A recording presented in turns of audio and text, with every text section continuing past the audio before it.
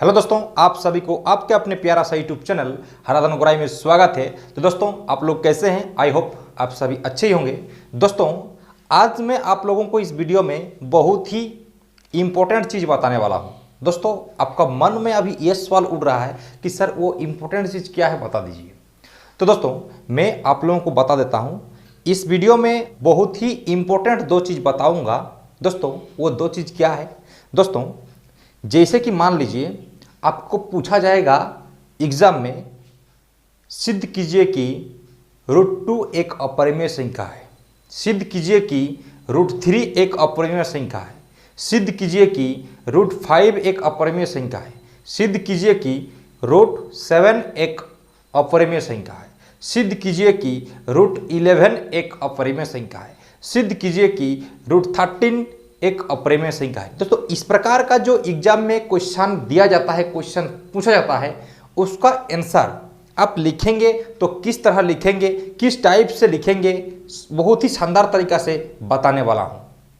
तो वीडियो को शुरू से अंत तक देखिए। उससे पहले अगर इस चैनल को आप सब्सक्राइब नहीं किए हैं तो चैनल को सब्सक्राइब कर लीजिए, बेल आइकन को प्रेस कर लीजिए। इससे क्या होगा कि हम जितना जल्दी वीडियो अपलोड करेंगे आपको नोटिफिकेशन तुरंत मिल जाएगा और सबसे पहले आप उसको देख पाएंगे। तो आइए दोस्तों, हम लोग समझते हैं कि वो दो चीज़ आखिरकार क्या होता है। दोस्तों, आपको क्या पूछा गया है? आपको पूछा गया है कि सिद्ध कीजिए कि √2 एक अपरिमेय संख्या है। अर्थात आप इसे ऐसा भी बोल सकते हैं, सिद्ध कीजिए कि √2 एक अपरिमेय संख्या है। दोस्तों, अपरिमेय संख्या सिद्ध करने के लिए आपको जानना पड़ेगा परिमेय संख्या क्या होता है। यही है दो चीज, परिमेय संख्या और अपरिमेय संख्या क्या होता है। आपको इस वीडियो में बहुत ही डिटेल्स के साथ बताने वाला हूं। दोस्तों, स्किप मत कीजिएगा, वीडियो को शुरू से अंत तक देखने का प्रयास जरूर करें। आपको हम आशा देते हैं, भरोसा देते हैं कि आपको बिल्कुल समझ में आ जाएगा, कोई टेंशन नहीं। ठीक है, तो वीडियो को खाली आपको क्या करना है, लास्ट तक देखना है, एंड तक देखते रहना है। ठीक है, तो आइए हम लोग समझते हैं वो दो चीज क्या है। आपका दो चीज जो है, परिमेय संख्या और अपरिमेय संख्या क्या होता है। ठीक है, परिमेय संख्या और अपरिमेय संख्या क्या होता है आपको बहुत ही आसान तरीका से समझा देता हूं। उसके बाद ही हम लोग एक एक करके क्वेश्चन को हम लोग हल करते हुए जाएंगे। ठीक है, तो आइए समझते हैं। तो दोस्तों, परिमेय संख्या क्या होता है? ऐसी संख्याएं जिन्हें आप p/q के फॉर्म में लिख सकते हैं उसे परिमेय संख्याएं कहते हैं। अर्थात जिसको हम लोग क्या कर सकते हैं, भिन्न बराबर अंश बटा हर के रूप में लिख सकते हैं, उसे हम लोग क्या बोलेंगे, परिमेय संख्या बोलेंगे। p/q के रूप में लिखेंगे। ठीक है, तो वही बोलेंगे हम लोग क्या, परिमेय संख्या। और अपरिमेय संख्या क्या होता है? ऐसी संख्या है जिन्हें p/q के फॉर्म में नहीं लिखा जाता है, p/q के रूप में नहीं लिखा जा सकता है, उसे हम लोग बोलेंगे अपरिमेय संख्या। एग्जाम्पल देकर समझाऊंगा, बता देता हूं परिमेय संख्या और अपरिमेय संख्या आखिरकार क्या होता है। ठीक है, आप लिख भी सकते हैं परिमेय संख्या। इसको इंग्लिश में बोलते हैं रेशनल नंबर। ठीक है, क्या बोलते हैं? रेशनल नंबर बोलते हैं। दोस्तों, आप लिखिएगा ऐसी संख्याएं जिन्हें p/q के रूप में लिखा जा सकता है उसे परिमेय संख्या कहते हैं या रेशनल नंबर कहते हैं। जहां आपको एक कंडीशन याद रखना है, q not equal to 0। q not equal to 0। दोस्तों, q क्या होता है? क्या होता है दोस्तों? q का मतलब होता है नीचे वाला जो रहेगा ना, अंश बाय हर होता है। तो जो हर में जो संख्या रहेगा वो कभी भी 0 नहीं होना चाहिए। तो आपका माइंड में, आपका दिमाग में एक सवाल उठ रहा है कि सर बताइए तो नीचे 0 देने से क्या होता है, बताइए। बिल्कुल बताऊंगा।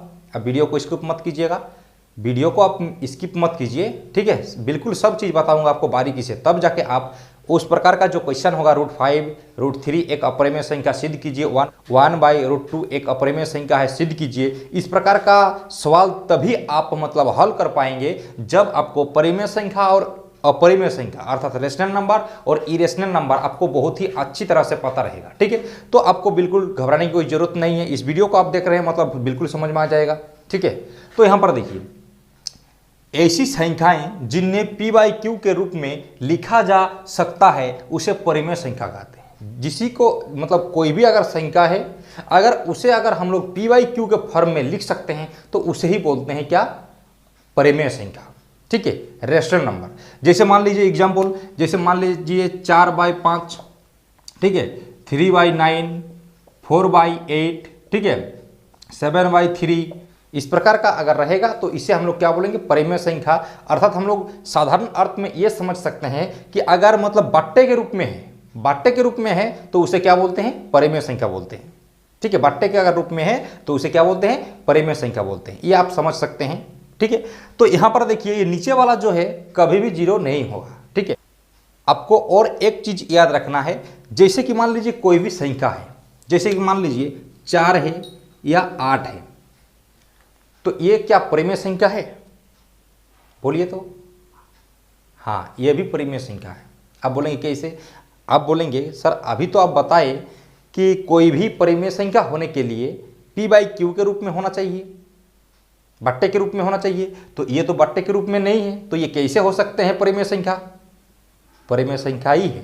कैसे, देखिए आपको एक चीज कंठस्थ कर लेना है, याद कर लेना है, कोई भी संख्या के नीचे कुछ नहीं रहता है, मतलब उसके नीचे जरूर 1 छिपा हुआ रहता है जो कि आपको दिखता नहीं है, ठीक है। मतलब कोई भी संख्या है उसके नीचे कुछ नहीं मतलब 1 जरूर रहता है, ठीक है। इसीलिए देखिए 4 के नीचे कुछ नहीं मतलब 1 है, ठीक है। 8 के नीचे भी कुछ नहीं मतलब क्या है, 1 है, ठीक है। तो दोस्तों कोई भी संख्या है अगर मतलब 50 है और 50 भी क्या है, परिमेय संख्या है, क्योंकि इसके नीचे भी कुछ नहीं मतलब क्या है, 1 छिपा हुआ है, ठीक है। मतलब ये देखिए p बाई क्यू के रूप में हो गया ना, तो ये भी क्या है, परिमेय संख्या है, रेशनल नंबर है, ठीक है। तो आपको ये भी याद रखना है कि कोई भी संख्या अगर अकेले है उसके नीचे कुछ नहीं मतलब 1 जरूर है, तब जाके p बाई क्यू के फॉर्म में हो गया,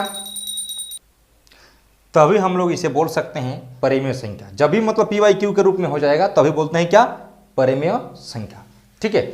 और देखिए एक बात आता है कि जीरो क्या है दोस्तों, जीरो भी एक परिमेय संख्या है, परिमेय संख्या के अंतर्गत आता है। आप बोलेंगे क्यों, क्योंकि इसके भी नीचे कुछ नहीं है, मतलब इसके भी नीचे क्या है, 1 है।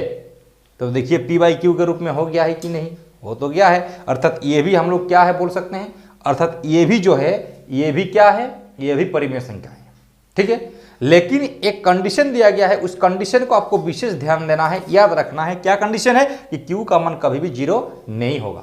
क्यों नहीं होगा, देखिए q का मान मतलब देखिए नीचे क्या रहता है, q रहता है, अर्थात जो हर होता है हर का मान कभी भी 0 नहीं होता है। मतलब अगर 4/0 है, अगर 3/0 है या 9/0 है, तो इसका देखिए इसका मान कभी भी 0 नहीं होना चाहिए। ये कंडीशन है कि q का मान कभी भी 0 नहीं होना चाहिए, ठीक है। अगर होगा तो क्या होगा, क्योंकि अगर 9/0 है, 4/0 है, 3/0 है, तो इसे हम लोग डिफाइंड नहीं कर सकते हैं, इसे हम लोग डिफाइंड नहीं कर सकते हैं, ये अपरिभाषित है। इसीलिए q का मान कभी भी 0 नहीं होगा। आपको कंठस्थ करके याद कर लेना है, ठीक है, याद करके रखना है कि q का मान कभी भी 0 नहीं होगा। दोस्तों अभी हम लोग समझेंगे कि अपरिमेय संख्या क्या होता है, अपरिमेय संख्या क्या होता है। चलिए आइए, तो दोस्तों यहां पर देख सकते हैं अपरिमेय संख्या। दोस्तों अपरिमेय संख्या क्या होता है, अपरिमेय संख्या को इंग्लिश में इरेशनल नंबर कहते हैं। क्या बोलते हैं, इरेशनल नंबर। तो दोस्तों यहां पर बात होता है, क्या होता है, देखिए ऐसी संख्याएं जिन्हें p बाई क्यू के रूप में नहीं लिखा जा सकता है उसे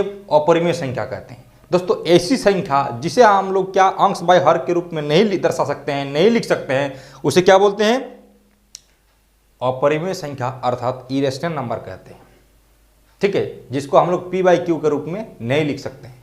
जैसे एग्जाम्पल, जैसे मान लीजिए 1.2345 इस प्रकार डैश डैश डैश रहेगा, ठीक है। या मान लीजिए पाई रहेगा, तो पाई भी क्या है, एक अपरिमेय संख्या है। या मान लीजिए √2 है, √3 है ना, √5 है, ठीक है, √7 है। दोस्तों अगर आपको एक बात बता देते हैं, अगर रूट के अंदर है ना, तो रूट के अंदर है, रूट अंडर के अंदर है, तो वो आपका अपरिमेय संख्या हो जाएगा। आप याद कर लीजिए। लेकिन आपको एक बात याद रखना है, क्या याद रखना है, आपको ये भी याद रखना है, रूट के अंदर रहने से अपरिमेय संख्या तो होगा, लेकिन इधर देखिए, मान लीजिए रूट अंडर 144 है, तो बोलिए तो ये परिमेय है कि अपरिमेय? तो आप तुरंत बोलेंगे कि सर ये तो अपरिमेय संख्या है। तो भैया कैसे? आप तो अभी बताए कि ये अपरिमेय संख्या होगा, क्योंकि कोई भी संख्या रूट के अंदर है तो क्या हो जाएगा? अपरिमेय संख्या होगा। आप तो अभी बताए कि कोई भी संख्या रूट के अंदर है तो वो अपरिमेय संख्या होगा, तो ये तो आपका अपरिमेय संख्या ना होगा। नहीं, ये भी ध्यान रखना है। क्या ध्यान रखना है? अगर कोई संख्या रूट के अंदर है तो वो अपरिमेय संख्या होगा जब उसका वर्गमूल नहीं होगा। अगर की संख्या रूट के अंदर है और उसका अगर वर्गमूल होता है तो वो परिमेय संख्या के अंतर्गत आएगा, अपरिमेय संख्या कभी भी नहीं होगा। ठीक है, देखिए जैसे कि मान लीजिए यहां पर 144 है, तो दोस्तों 144 का जो वर्गमूल होगा कितना होगा? 12 होगा। तो 12 का नीचे हम लोग एक अगर लिख देते हैं तो देखिए पी बाई क्यू के फॉर्म में हुआ कि नहीं? बताइए, हो गया। अर्थात ये क्या है? परिमेय संख्या है। तो आपको कंठस्थ करके रखना है कि कोई भी संख्या रूट के अंदर है तो वो अपरिमेय संख्या होगा। लेकिन बात यह है कि अगर संख्या है और उसका अगर वर्गमूल हो रहा है तो वो परिमेय संख्या के अंतर्गत आएगा, अपरिमेय संख्या कभी भी नहीं होगा। जिसका वर्गमूल नहीं होगा वही होगा आपका अपरिमेय संख्या। क्लियर हो गया? चलिए इसके बाद हम लोग क्या करेंगे? अगला वीडियो में हम लोग एक एक क्वेश्चन को हम लोग हल करेंगे। ठीक है,